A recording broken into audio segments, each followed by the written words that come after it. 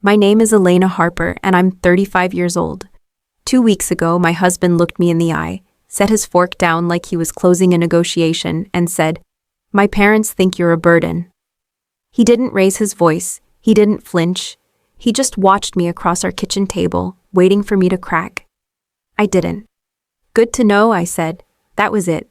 No screaming, no thrown plates. Just 3 words that tasted like metal in my mouth.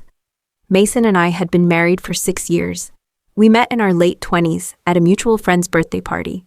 He was the charming pharmaceutical sales rep with the tailored shirt and easy laugh. I was the high school history teacher who smelled faintly of dry erase markers and coffee. We dated for 2 years, got married, bought a house in the suburbs. No kids yet, but we talked about it, or at least we used to. Mason traveled a lot for work, regional conferences, hospital dinners, territory development. He made more money than I did. His bonuses alone sometimes equaled half my yearly salary. I never resented that. I liked my job. I liked my students. I liked that my life had a rhythm. Grading, lesson plans, after-school club meetings. It wasn't glamorous, but it was solid. Mason's parents, Victor and Lillian, came from a different world. Victor ran a commercial real estate company. Lillian was a retired corporate attorney. They had money, opinions, and a talent for making compliments sound like corrections. From the beginning, I could feel their disappointment humming under their polite smiles. "A teacher," Lillian had said the first time Mason brought me to Sunday dinner. "That's noble." Noble, like a consolation prize. Victor always asked pointed questions about Mason's trajectory, future promotions, investment opportunities, whether he'd ever considered starting his own firm. When he turned to me, the questions were softer but carried the same weight. "Does the district pay enough for you two to save? Have you thought about going into administration? They make more, you know." No one ever said outright that their son could have done better. They didn't need to. For the first few years, Mason was my buffer.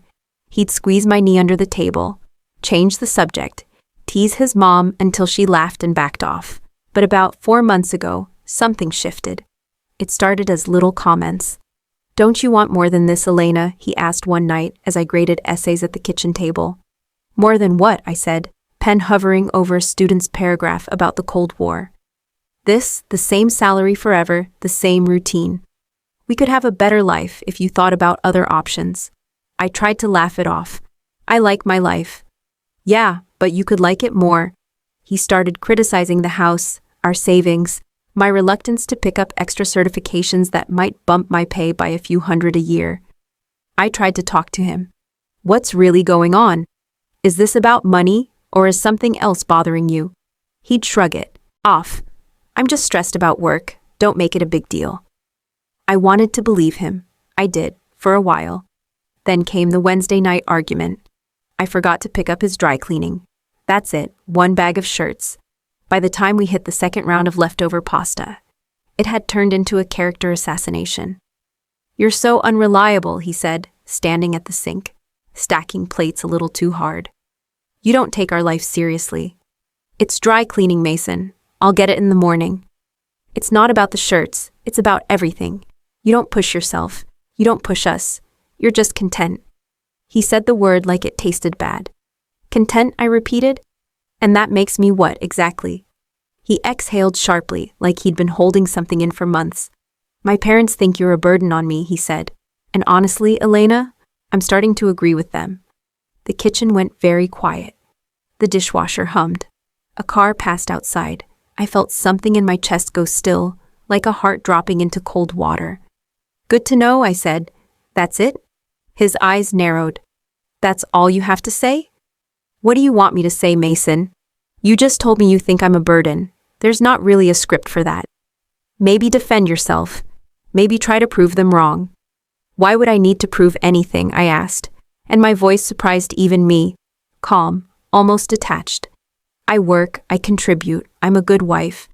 If you and your parents don't see that, that's not my problem to fix." He stared at me like I'd given the wrong answer on a test he'd designed. "You're so passive," he said finally. "That's the whole problem." That night, I slept in the guest room. The next morning, Mason acted like nothing had happened. He kissed the top of my head on his way out, grabbed his travel mug, and said, "I'll be home late." Dinner with a client. I didn't bring it up either, but something had shifted in me. Once someone calls you a burden, you can't unhear it. It sits in the room with you, between the coffee mugs and the unpaid bills, watching. That Friday was a professional development day at school. No students, just meetings. We got out early. I came home around 3, kicked off my shoes, and went into the small room we called my office. Really just a desk, a bookshelf, and a plant I'd somehow managed not to kill yet. I was answering emails when I heard the front door open. Mason, I called. He didn't answer, but I heard his voice in the kitchen a moment later, low and casual. He didn't know I was home. "Hey, Mom," he said. "Yeah, I talked to her." I froze, my fingers hovering over the keyboard. "I told her what you and Dad said, that she's a burden. She just accepted it, didn't even fight back. I think she knows she's not pulling her weight, but she's too comfortable to change anything." The words hit me like ice water down my spine. I stood up and moved closer to the doorway, out of sight. "I know," he said. "I'm tired of it too. Sunday. Dinner, yeah, we'll be there. I think it's time we all had a frank conversation about the future." A frank conversation about the future. I stood there staring at the wall, listening to my own heartbeat pounding in my ears. He wasn't just venting to his parents. He was building a case, laying a foundation, getting the jury on his side before I even knew there was a trial. When he hung up, I went back into my office and closed the door quietly. For a few minutes, I just stood at the window watching our street.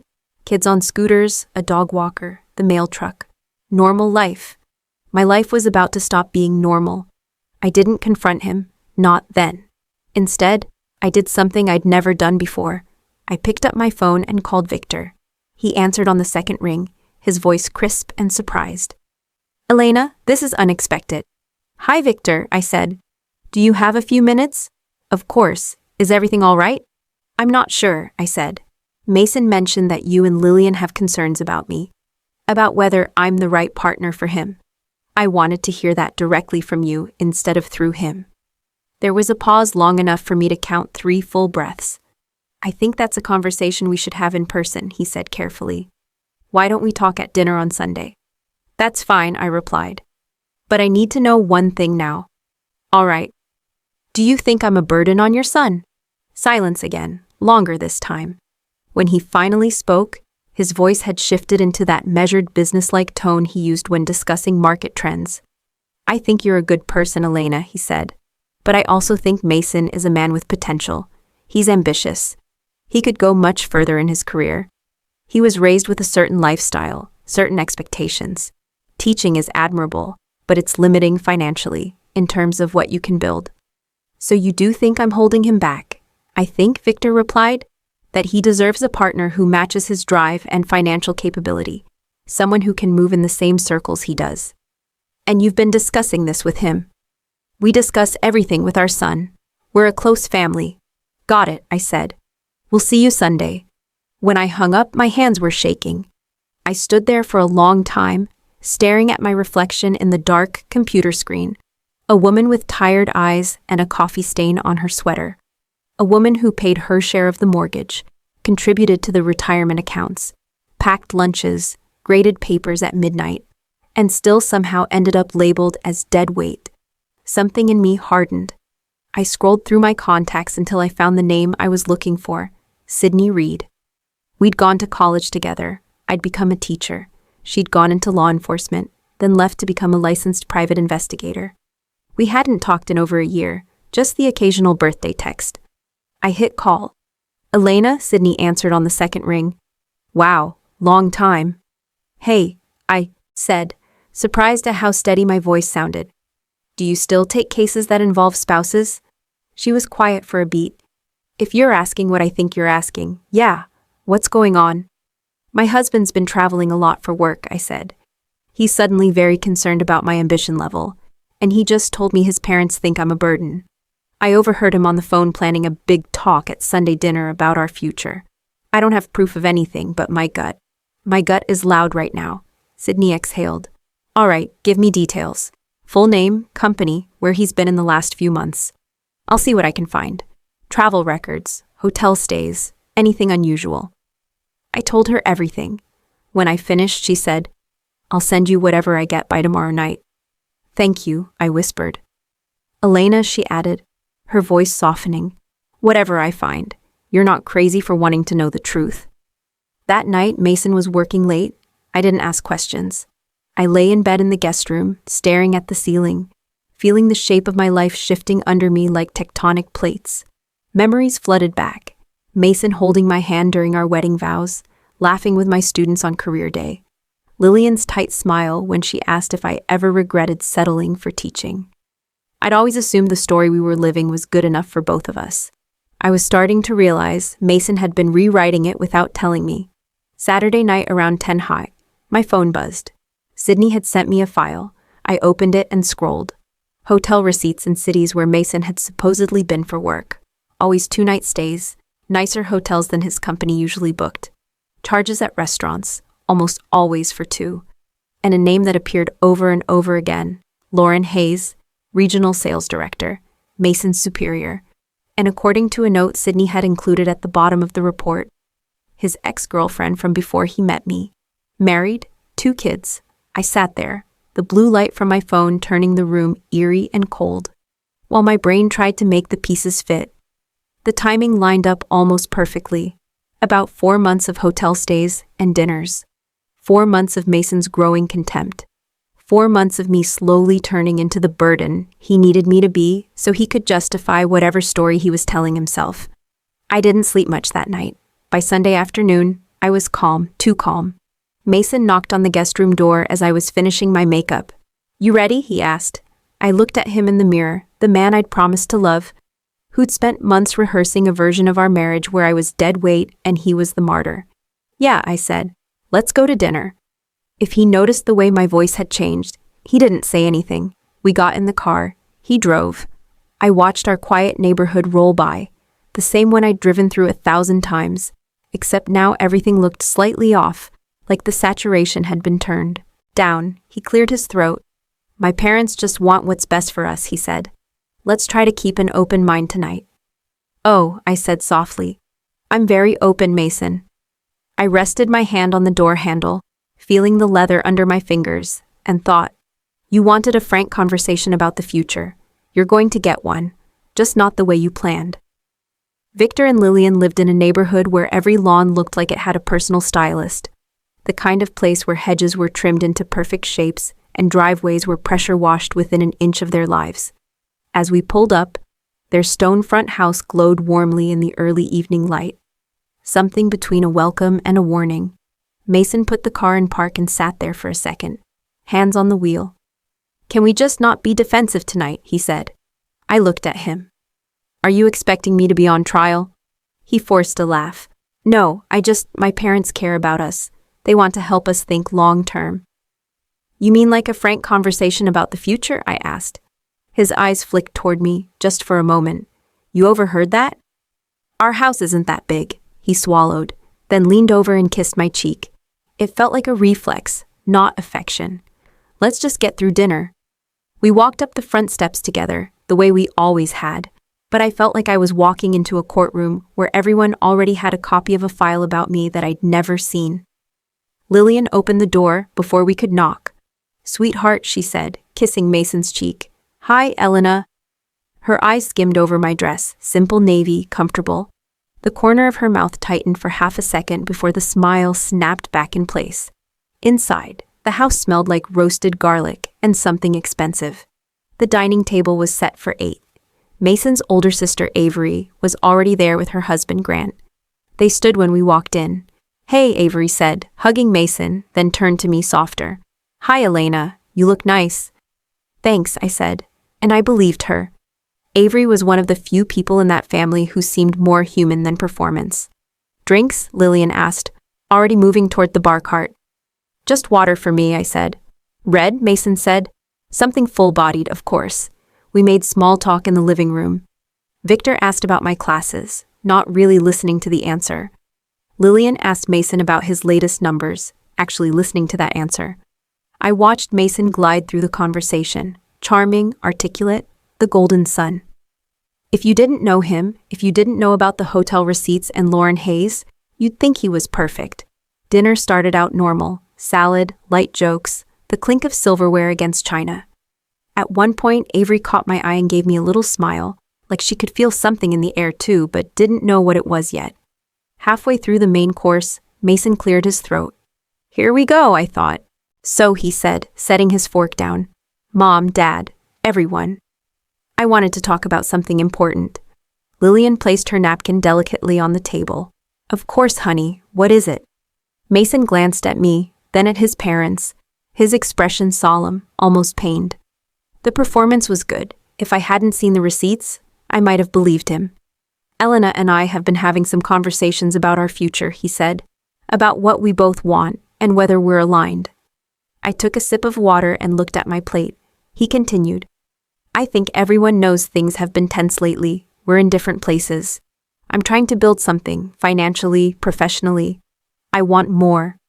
And Elena," he hesitated, as if searching for the most sympathetic wording, "seems content where she is," he finished, "which is fine, but it doesn't match what I need from a partner. I feel like I'm carrying most of the weight." The room went quiet. Avery's fork paused midair. Grant shifted in his chair. Lillian looked genuinely concerned. "But not about me. I just think," Mason went on, "that we have to be honest about whether this marriage is working for either of us." Victor set his fork down very carefully.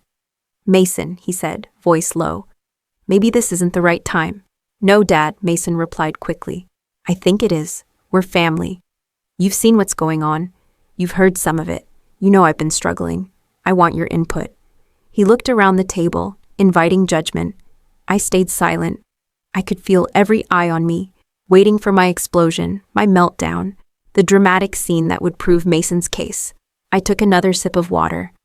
"So," Mason said, turning back to me like a director cueing an actress, "maybe we should talk about whether this marriage is still viable." "Are you asking for a divorce?" I asked, my voice even. He hesitated just enough to show he hadn't planned this line thoroughly. "I'm saying," he replied, "that we should consider it realistically. You're not driven the way I am. You don't care about building wealth. You're okay with just coasting." He spread his hands as if presenting evidence. "And you've been discussing this with your parents," I said. "For how long?" "That's not fair," Mason said quickly. "It seems fair to me," I replied. "You just announced to your whole family that you might want to divorce me because I'm not ambitious enough. And this is the first I'm hearing about it in this level of detail." Lillian spoke up then, voice soft and syrupy. "Elena, sweetheart, this isn't about attacking you. We all care about you. We just want what's best for Mason, and for you, of course." I turned to her. "You called me a burden." Her eyes widened. You did," I said. "You might not have said it to my face, but you said it to your son, and he brought it home." Her mouth opened and closed. "I think," Victor cut in, his voice suddenly sharper than I'd ever heard it. "We need to pause for a moment." He pushed his chair back and stood up. The whole table went silent. Even the faint clatter of dishes from the kitchen seemed to disappear. Victor didn't look at me. He looked at Mason. "Son," he said, "I need to ask you something, and I need you to answer honestly." Mason blinked. "Okay. Who is Lauren Hayes?" The name hit the table like a dropped glass. The color drained from Mason's face so fast it was almost fascinating. "Who?" he stammered. "Lauren Hayes," Victor repeated calmly. "Regional sales director at your company, your superior, and your ex-girlfriend. Married, 2 children. You've been spending quite a bit of time with her recently. Business dinners, hotel stays, nicer properties than your company typically approves for standard travel. Ring any bells?" Lillian's head snapped toward her husband. "Victor, what on earth?" "I'm talking to our son," he said, without looking at her. "Mason, it's not..." Mason's lips moved, searching for a sentence and finding none. "Dad, it's not what you think." "Then what is it?" Victor asked. "Because from where I'm standing, it looks like you've been having an affair with your married ex-girlfriend while telling us that your wife is dead weight holding you back." The room detonated. Lillian started talking over him, demanding details. Avery whispered, "Oh my God," under her breath. Grant stared at his plate like it might offer an escape route. I just sat very still. "How did you..."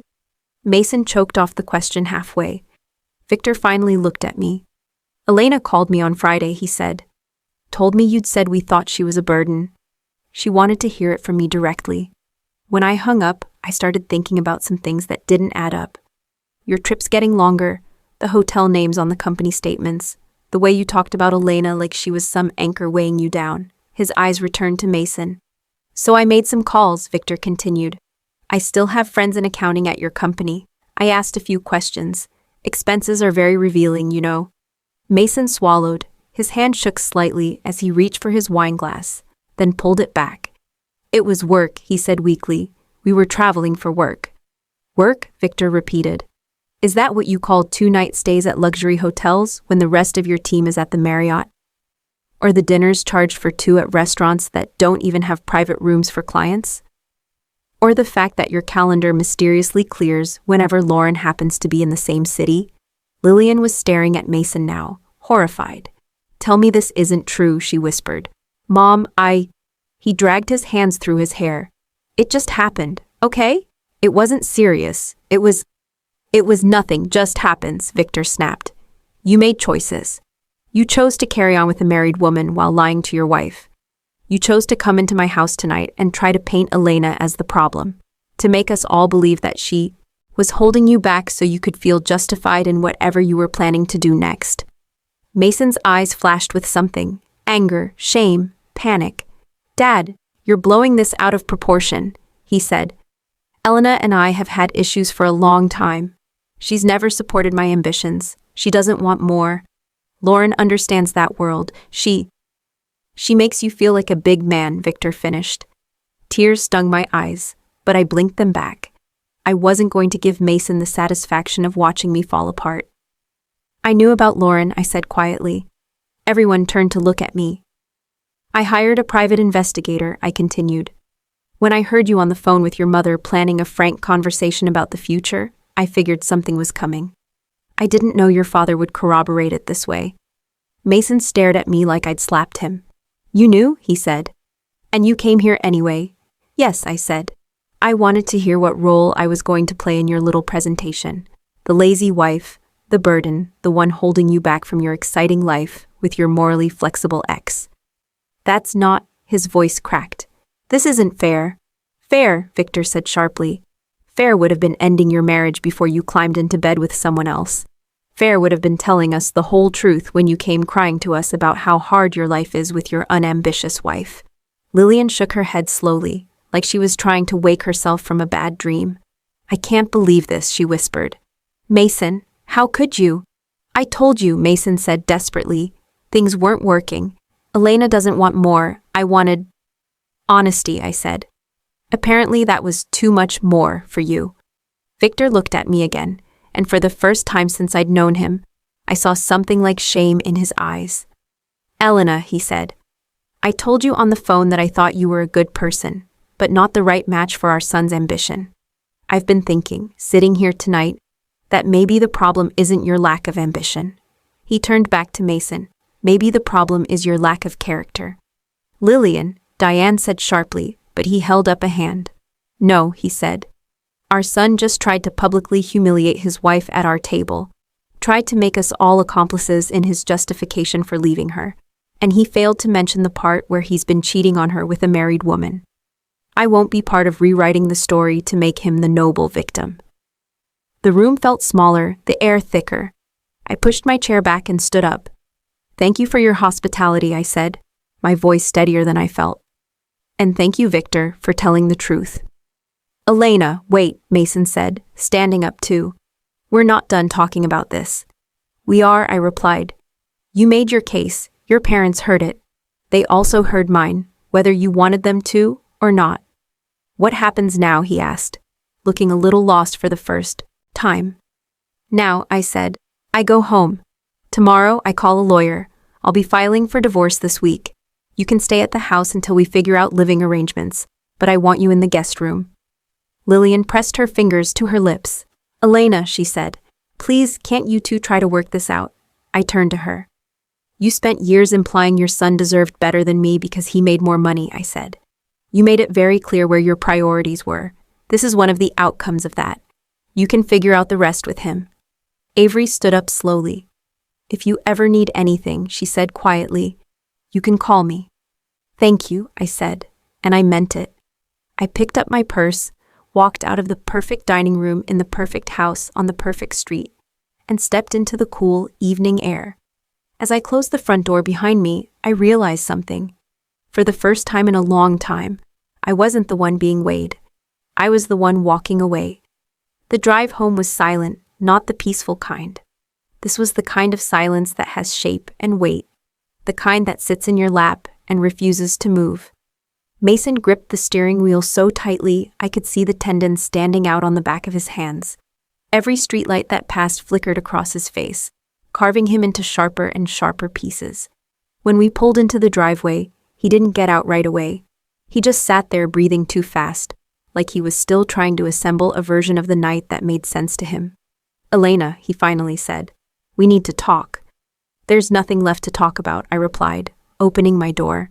He followed me inside. The house felt unfamiliar, like the furniture had shifted in the 2 hours we'd been gone. I headed straight toward the bedroom. "Elena, stop," Mason said, reaching for my arm. I stepped back. "Don't," he dropped his hand. "I made a mistake," he said. "Okay, it was a mistake.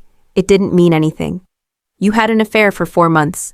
It wasn't," he stopped, swallowed. "It wasn't like that. I was stressed." Lauren, she understood me. She listened. We connected. "So you slept with her?" His jaw flexed. "It wasn't serious." I gave a humorless laugh. "You know what's funny? You've been treating me like a burden for months, criticizing my job, my income, my ambition, all while you were sneaking around with someone from your past. Because I felt guilty," he snapped. "I was trying to justify it. I know that's not an excuse, but No," I said. "It's not an excuse. It's cruelty." His face crumpled for the first time. He looked younger, frightened, stripped of his arrogance. "Can we fix this?" he asked, voice cracking. "We can go to counseling. I'll end things with Lauren. I'll do whatever you want. I'll change." "No," I said simply. He stared at me like he hadn't heard correctly. "No? You destroyed this marriage," I said. "And you don't get to fix it now that you've been caught." He dragged a hand through his hair. "Elena, please." "You had 4 months to stop," I said. 4 months. You could have confessed. You could have come clean. You could have broken up with me before humiliating me in front of your parents. Instead, you planned a theatrical performance where I was the villain who held you back. He flinched. "The only thing that went wrong," I continued, "was that your father found the receipts before you could finish your monologue." His shoulders sagged. "What happens now?" he whispered. "I file for divorce. We split assets. You move into the guest room." He swallowed hard. "My parents?" "Your parents know what you did," I said. "That's your relationship to repair, not mine." I walked past him and into our bedroom. He stayed in the hallway, looking like he didn't know whether to follow or collapse. That night, I packed clothes into a suitcase and carried it into the guest room. I shut the door, turned off the light, and lay awake staring at the ceiling. I wasn't crying. I wasn't shaking. I felt hollow but steady. For the first time in months, I didn't feel like I was losing my mind. I felt like I was finally waking up. The next morning, I made coffee, sat at the kitchen table, and called a divorce attorney. Mason walked in halfway through the call, his eyes red like he'd barely slept. "Elena." I held up a finger. "Yes," I said into the phone. "I can come in this afternoon." When I hung up, Mason sank into the chair across from me. "You're really doing this." "I am," I said. He pressed the heels of his palms into his eyes. "I messed up." "Yes," I agreed. "You did." "I thought..." He let out a breath that sounded like defeat. "I thought you loved me enough to fight for us." "I did love you enough," I said. "You didn't love me enough not to betray me." He closed his eyes. "That dinner," I added, "was the last time you'll ever get to rewrite our story." The next 2 weeks were a strange limbo. Mason moved into the guest room like I asked. We lived like polite strangers who shared Wi-Fi and avoided eye contact in the hallway. Every day felt eerie. He'd go to work, I'd teach, we'd come home, eat in separate rooms, breathe the same air, but not the same life. One night, I heard him crying softly behind his door. I didn't go in. A week after the dinner, Victor called. "Elena," he said, "I owe you an apology." "You don't owe me anything," I replied. "You exposed what needed to be exposed." "I should have trusted my instincts about you," he said. You're a good woman. I let Lillian's obsession with status cloud my judgment. I let Mason's complaints paint a picture of you that wasn't true. I also wanted you to know, he continued, that Mason has been terminated from his job. I sat up straighter. Fired? Yes. The situation with Lauren came to light. HR had been watching her for a while. Apparently, she'd had similar relationships with other men on the team. Once your husband's involvement became clear, they let them both go. I closed my eyes. Some part of me, the part that had cried silently months earlier when Mason mocked my salary, felt a cold, grim sense of symmetry. I'm sorry, Victor said. I wish things had been different. So do I said. But thank you for telling the truth that night. I won't forget it. 2 weeks into the separation, Lillian called. I didn't answer. She sent a text. Can we meet? I'd like to apologize. I stared at it for a long time before replying. Maybe another time. I meant maybe. I didn't know yet. The divorce moved fast. No kids, no complicated assets. Both of us wanted it over quickly. Mason because he was drowning in shame. Me because I didn't want to linger in the rubble. The house sold 2 months after we filed. Mason moved in with his parents temporarily. I moved into an apartment closer to school. It wasn't glamorous, small kitchen, slightly noisy neighbors, but it was mine. It was quiet in a way that didn't feel like punishment. 6 weeks after the divorce papers were filed, Lillian reached out again. This time she asked for coffee, not closure. I agreed. We met at a little cafe with mismatched chairs and lattes served in oversized mugs. She looked older than I remembered. Softer, like someone had taken the polish off her armor and worn it down. Elena, she said, voice trembling. I need to apologize. Okay, I said gently. For years, she began, I made you feel less than. I implied you weren't good enough for Mason. I encouraged him to want more money, more status, more everything. I pushed that narrative because it's what I was taught. It's what my own mother pushed onto me. She swallowed hard. And I created the environment where Mason believed he was entitled to judge your worth by your salary. It was strange hearing the truth spoken so plainly. I didn't know about Lauren, she said. If I had, I would have told him to either fix his marriage or leave it honestly. But I didn't know because I was too busy feeding the story he was telling. I nodded. That sounds difficult to face. It is, she whispered. We're in family therapy now, trying to understand how we raised a son who chose image over integrity. I sipped my latte. I don't hate you, I said finally, but I need distance. I understand, she replied.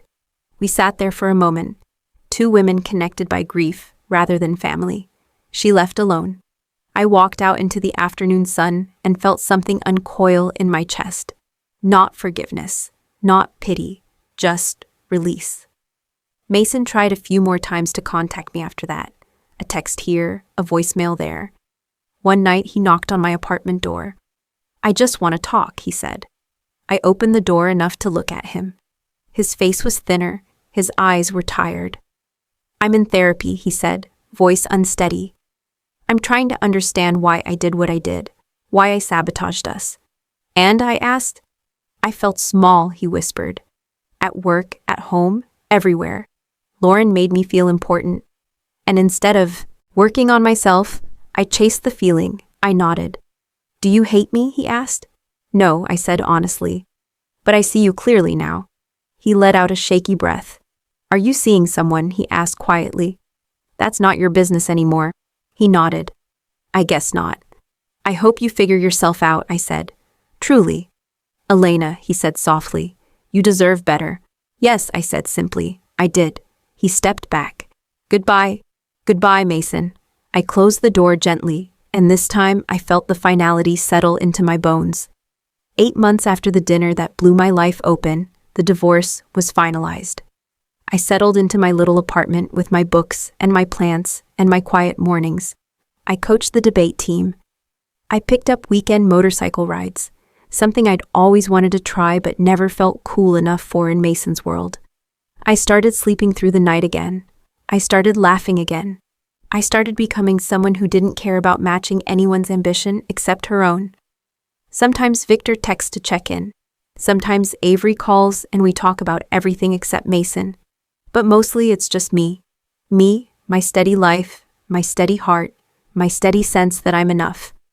I don't need to prove my worth to anyone, least of all the man who tried to convince me I had none. 8 months passed, and life began to stretch itself out in quieter, calmer shapes around me, but healing isn't a single sunrise. It's 1,000 small decisions to choose yourself again and again, on days when it feels easy, and on days when it feels impossible. Some days I woke up grateful. Other days I woke up angry, but every day I woke up as myself. No apologies, no shrinking. The school year rolled on. My students asked more questions. I gave more thoughtful answers. I started a unit where we compared personal narratives across different wars, how the stories people tell about themselves shift depending on what they need to survive. One afternoon, as a student handed in an essay, she said, "Miss Harper, you seem happier this year." I smiled. Maybe I am. It felt like the truth. On Saturdays, I rode my motorcycle. The first time I pulled onto the open road with the wind pressing against my jacket, I realized something surprising. I wasn't trying to outrun anything. I was learning how to move forward. I'd take long drives out of the city, past quiet fields, through small towns with diners that smelled like syrup and coffee. Sometimes I stopped and wrote little notes to myself, things I wished I'd known sooner. You don't have to make yourself smaller for someone else's comfort. Love isn't a performance review. You deserve to be chosen without needing to audition. These small truths became the ballast I'd been missing, the weight that kept me steady. Every few months, a message from Victor popped up on my phone. "Thinking of you, hope you're well." I appreciated the gentleness of it. No advice, no excuses, just acknowledgement. Avery reached out more often. "We'll got lunch sometimes, avoiding the topic of Mason unless it naturally came up. "He's working through some things," she said once, stirring her iced tea. "I hope so," I replied, and I meant it. Healing is still healing, even when it happens in houses you've left behind. And then one afternoon in early spring, I saw Mason again. I was leaving the grocery store, keys in hand, when I spotted him standing beside his car. He looked thinner, older, not defeated exactly, but softer around the edges. He noticed me and hesitated before lifting a hand in greeting. I walked over. "Hi," he said. "Hi," I replied. There was a long pause, not uncomfortable, just honest. "How are you?" he asked. "I'm good," I said. "Really good," he nodded. "I'm glad." He looked down, then back at me. "I'm in a different job now, not sales. Something quieter, more structure. I see a therapist every week. I'm trying to understand why I did what I did, why I sabotaged us." "And?" I asked. "I felt small," he whispered. "At work, at home, everywhere. Lauren made me feel important. And instead of working on myself, I chased the feeling." I nodded. "Do you hate me?" he asked. "No," I said honestly. "But I see you clearly now." He let out a shaky breath. "Are you seeing someone?" he asked quietly. "That's not your business anymore," he nodded. "I guess not." "I hope you figure yourself out," I said. "Truly." "Elena," he said softly, "you deserve better." "Yes," I said simply. "I did." He stepped back. "Goodbye." "Goodbye, Mason." I closed the door gently, and this time I felt the finality settle into my bones. 8 months after the dinner that blew my life open, the divorce was finalized. I settled into my little apartment with my books and my plants and my quiet mornings. I coached the debate team. I picked up weekend motorcycle rides, something I'd always wanted to try but never felt cool enough for in Mason's world. I started sleeping through the night again. I started laughing again. I started becoming someone who didn't care about matching anyone's ambition except her own. Sometimes Victor texts to check in. Sometimes Avery calls and we talk about everything except Mason. But mostly it's just me. Me, my steady life, my steady heart, my steady sense that I am enough. I don't need to prove my worth to anyone, least of all the man who tried to convince me I had none.